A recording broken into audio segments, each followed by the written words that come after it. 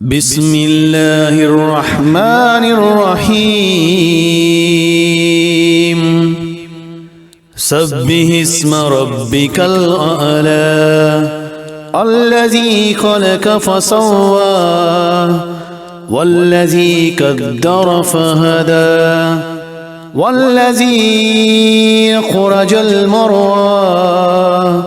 فجعله ساء أهوى سنقرئك فلا تنسى إلا ما شاء الله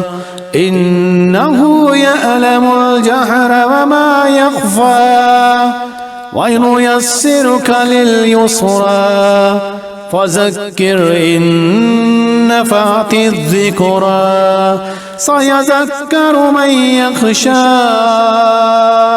ويتجنبه الأشقى الذي يصلى النار الكبرى ثم لا يموت فيها ولا يحيا قد أفلح من تزكى وذكر اسم ربه فصلى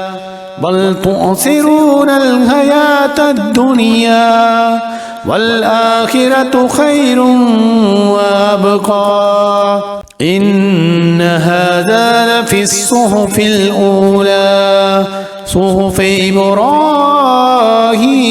وموسى.